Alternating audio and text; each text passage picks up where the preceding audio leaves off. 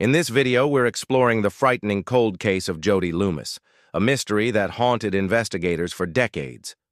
A couple in love drove into the woods of rural Washington on a lazy summer afternoon, looking for the right place to hide out, a spa where they could have a secret relationship. What they found was terrible. They came across a log that was across the road. When they got out of the vehicle to move the log, they saw a body lying approximately 15 feet beyond that log. She was on her back. She was wearing a pair of bikini-style underwear, wearing a pair of knee-length socks, a pair of boots, and nothing else. Her blue jeans and clothing had been kind of strewn about.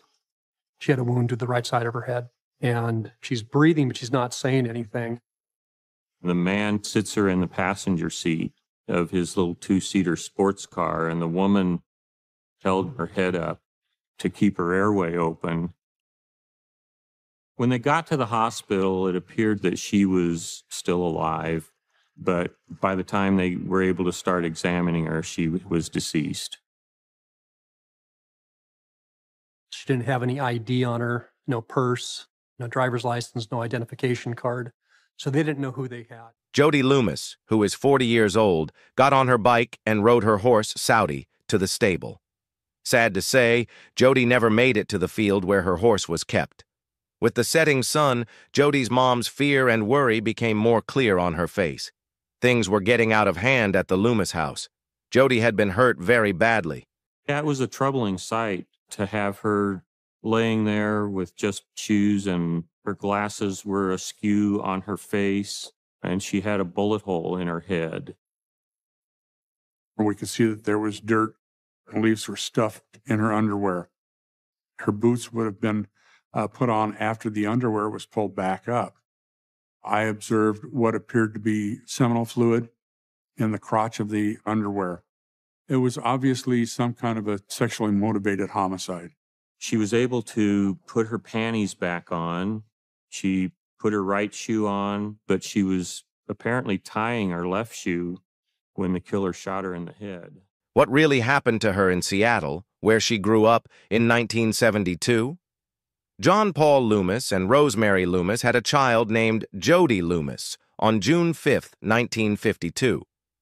The years she spent with her brother John Jr. and sister Jana were wonderful.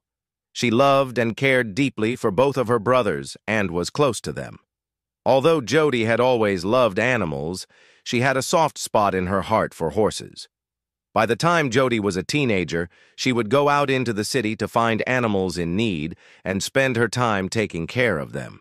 Her best friend, Pat Whelan, would often go with her. Jody had become a strong, sure-of-herself young woman who never thought twice about saying what she thought. By 1972, she was really into horseback riding and wanted to take it to the next level. Jody even had a horse named Saudi that she took care of most of the time when she had free time.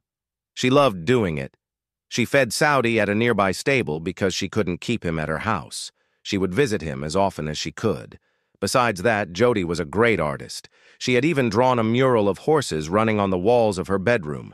Jody was a free person who lived her life to the fullest in a short amount of time. July 23, 1972. Wednesday was just like any other day for Jody, who was 20 years old. She was getting ready to go see her horse Royal.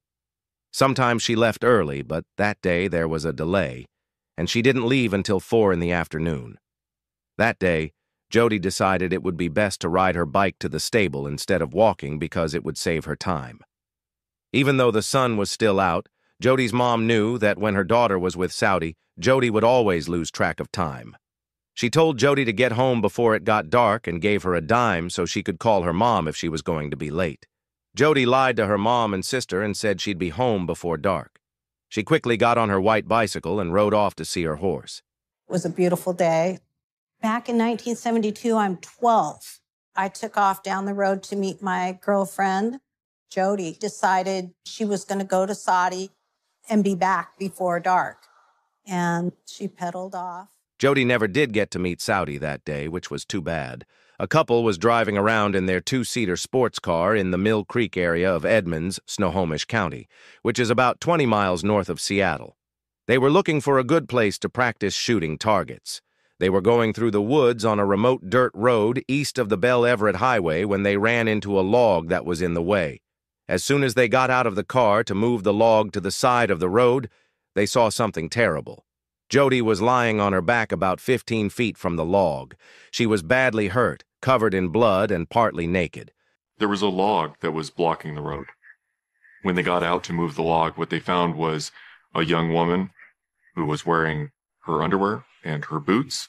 She was gasping for breath, and it was apparent she had blood all around her. The woman in the car told her boyfriend to call for help while she ran up to Jody to make sure she was still living. Jody's head was still bleeding. She was still living, but it was hard for her to breathe. The man was able to put Jody in the passenger seat of his car, and the woman held her head up to keep her mouth open and tried to talk to her. But Jody couldn't say anything because she was so sick, and she was slowly dying minute by minute. It was too late for Jody by the time they got to the hospital. She was still fighting for her life. Things were getting out of hand at the Loomis house. Jody still hadn't been seen after hours of the sun going down. As they paced the floor, anxiously waiting for their beloved to return, Jody's parents and brothers kept looking at the door and the phone to see if she was there. Just kind of remember through the night sensing, they're looking for Jody, something is wrong. And time was going by, and then finally some officers came to the door. Told Jody's family about the horrible attack and murder she had been through. Jody's mother fell to the ground in tears, and her father stood there in quiet, too shocked to say anything. Jana, Jody's sister, got herself together and tried to make her mom feel better. When detectives from the Snohomish County Police Department got to the hospital to look at Jody's body, they saw some very scary things. No other clothes were on her when her body was found. They were bikini-style pants, knee-length socks, and waffle stomper hiking boots she took from her sister. They were let down when they got to the crime scene to look for any hints the killer might have left behind. It was found that nothing very important was there. Jody's blue jeans were torn up and laying next to where she was found, not too far away. Police took the dime that Jody's mother had given her earlier that day. The deputy coroner, Ken Christensen, looked at Jody's body and made some notes. We could see that there was dirt and leaves were stuffed in her underwear. Her boots would have been put on after the underwear was pulled back up. I observed what appeared to be seminal fluid in the crotch of the underwear. It was obviously some kind of a sexually motivated homicide. Someone had shot Jody in the head on the right side. It was found that a .22 caliber gun had been used to shoot her. Jody's body also had fluids pulled out that didn't belong there, which proved that she had been abused. These body fluids were the only ones that had DNA from Jody's killer in them, but they weren't useful back then because DNA testing technology wasn't very advanced. These samples were kept so that they could be used to identify the attacker in the future. Detectives looked through Jody's case file over and over again, trying to find any hints. But in the end, nothing they did helped. After months, there were no new changes in Jody's case, so the investigation slowed down. Jody's case file was added to the pile of many other unsolved cases. The person who killed Jody was still a secret after almost 2 years. Around the same time in 1974, a series of deaths caught the attention of police and people in Snohomish County. Young college women were being raped and killed at a much higher rate in the Pacific Northwest. The killer would take women off the streets whenever he saw them alone. Only that his victims were all young. Pretty women did not give him any clues about who they were. People in Seattle thought that the killer might have been the same person who killed Jody 2 years before. The notorious Ted Bundy was already being investigated for the murder and attack of other women in the area. Detectives thought that this infamous person was a serial killer and that he might have killed Jody and was now killing someone else.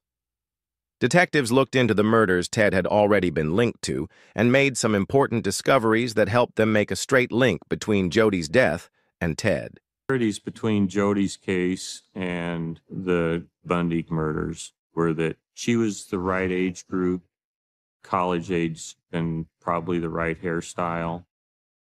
A lot of them had their hair parted down the center. Jody parted her hair down the center. Detectives were still not sure if Ted Bundy was really the one who killed Jody, even though she seemed like a good match for Ted Bundy's victims. Detectives saw that Jody's murder didn't fit with Ted Bundy's style once they got past the similarities between it and the Bundy killings. Ted would often wear a sling on his arm, use a stick, or do anything else that would make people feel sorry for him. At night, he would drive up to women who were by themselves and ask them to help him with something. The women would then gladly get into his car and be driven to a remote area where Ted would attack them. In Jody's case, things were different because she was riding a bike. Ted's other victims were killed by being hit by something heavy and bleeding to death. Jody, on the other hand, had been shot. The idea that Ted Bundy had something to do with Jody's case was finally thrown out, and he wasn't looked into any further for it. Again, police didn't have any good leads for who killed Jody. Jody's case was looked into a few more times over the next few years before it finally went cold. The detectives hoped that better and more advanced technology would help them solve the case in the future. Jana, Jody's sister, said she would never give up on her case. She thought that someone else knew more about what happened to her sister that summer. Jana only hoped that one day the police would find all the pieces of her sister's case and put them together. Progressed, there were no more leads, and there was nothing. There was just silence for years and years and years, and then decades. I really felt that nobody cared. Jody was killed almost 33 years ago, but her case was brought up again in February 2005. Fresh agents looked at it this time, determined to solve the case with more cutting-edge tools. The job was given to Detective Jim Scharf. So everything that they would need appeared to be present in this case. We knew that we could go get these vaginal swabs, the slides that had been sent to the hospital, and we were going to get a DNA profile and upload it to CODIS and solve this case right away. The detectives thought that finding Jody's killer wouldn't be hard because all of the proof from her case had been kept safe. Everything they thought they would need to solve the case was there. They looked at Jody's autopsy report from 1972 again and thought all they had to do was get the vaginal swabs that had the killer's DNA on them. The police could put the DNA sample into CODIS, a national DNA database, as soon as the forensics department could test it again and give them a match. This would help them solve the case. Unfortunately, the detectives' dreams were dashed again when they ran into another problem. The case and evidence were looked at by different detectives many times in the 33 years after Jody's murder. As a result, the DNA sample evidence in her case had been treated incorrectly and changed. There was no longer any DNA proof that had been collected at the time of the murder. The detectives looked at other evidence found in Jody's case to see if there were any DNA samples that could be taken from them since they couldn't get the original DNA evidence back. Jody's shirt, bra, pants, and both of her boots were among those things. Then, all of these things were taken to the Washington State Patrol Crime Laboratory to be tested again to see if there were any signs of the killer's DNA that the forensics department might have missed the first time. Cops knew this would take some time, but it was their only chance to figure out who killed Jody. Luckily, in October 2008, a state crime lab worker was able to get a DNA sample from a piece of foreign body fluid that was found on one of Jody's boots. She was wearing that boot the day she was killed in 1972. Police and the forensics lab were very confused about how agents could have missed such an important piece of evidence, since all of the evidence in Jody's case had been looked at many times before. The sample that was found on the boot had been missed in some way. I got a phone call from the forensic analyst at the State Patrol Crime Lab telling me that he found a spot of DNA evidence on Jody Loomis's left boot. We were so excited about it that we drove to the crime lab and went back to his workstation, and he showed us the slide, and I counted 25 spermatozoa on it. And it was like, yeah. We actually do have what we need to solve this case. It was wonderful. Using the new DNA sample, a genetic profile that was a bit damaged was made and put into several DNA databases. The DNA profile was looked at by detectives to rule out possible suspects, but they did not find a match. They had to wait from now on. The person who killed Jody was still a secret after 10 more years. But in June 2018, things changed because of progress in forensics. An investigation method called genetic genealogy was used. This method combined regular DNA evidence with a type of genealogical research. This approach had already been used to solve other cold cases, and police thought it might help them find Jody's killer too. Before, DNA evidence found at the scene of Jody's murder could only be matched directly to a single suspect or put into a small number of national databases. But genetic genealogy lets detectives see all the extended family members who were connected to the criminal and whose DNA profiles were stored in national DNA databases. This is possible because the DNA evidence was uploaded to those databases.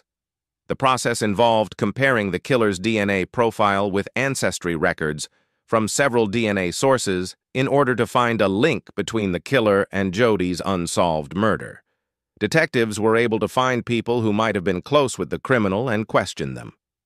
All the teams working on Jody's case had gone too far. Now they couldn't make any more mistakes, because one small mistake could send them down a dead end. Later in 2018, law enforcement teamed up with Parabon Nanolabs, a company that helped law enforcement agencies get more accurate results from DNA tests. They helped each other out and made sure that no stone was left unturned by working closely with the scientists at Parabon Nanolabs. But the search was still taking longer than planned, even after police and Parabon Nanolabs worked together. Then the police turned to a different genetic researcher from Oregon named Deb Stone. This was the first clue that led to a breakthrough in the case. Following the body fluid sample found on the heel of Jody's high boot and the DNA samples from Jody's case, Deb was able to make a family tree of the suspect. The suspect in the Golden State Killer case had been found in the same way. He was running a pottery shop with his wife at the time and had a good life. The agents were about to change that when they looked into his past. They found out some scary things about him and learned that he had a sketchy past. 58 hours over a 3-day period to come up with a son of Jaquetta and Albert Miller. Jaquetta and Albert Miller had 6 sons and 1 daughter. So now law enforcement had 6 males that one of them was likely the donor of that DNA. One had sexual criminal history, and that was Terrence Miller. As an adult, Terrence worked as a heavy machine operator for most of his life. He was born on December 26, 1941. He was from Edmonds, Washington, which is about 17 miles from Seattle, where Jody was born and raised. He lived about 5 miles from where Jody's body was found, so that Miller could be arrested and put in jail. For detectives to be sure that he was the right person, they needed a sample of his DNA. They couldn't just walk up to him and ask for a DNA sample without an order because he would know and have time to plan a way to get away. So, in order to get Miller's DNA, police began secretly following him around and watching everything he did. The Snohomish County Police Department finally got the news they'd been waiting for years on September 6, 2018, when the crime lab called them. Since both of Jody's parents, John and Rosemary, had already died, only her brothers, Jana and John Jr., heard that Jody's killer had been found. The police confirmed that Miller and Jody did not know each other before he killed Jody. Miller was 30 years old. Miller was caught and charged with first-degree murder on April 10, 2019. In his first few days in jail, he made some calls that could be used against him. He made a number of phone calls to his wife. Every phone call is recorded. He had made comments to the effect that, I'm going to jail. They've got me. They got the DNA.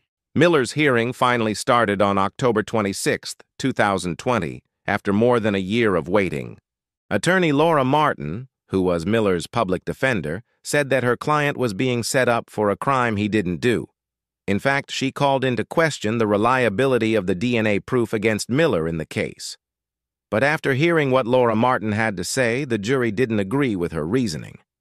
Craig Matheson, who worked for the prosecution and was in charge of the Violent Crime Unit for the Snohomish County Prosecutor's Office, said that the proof was based on years and years of thorough investigations and that no one could question his credibility.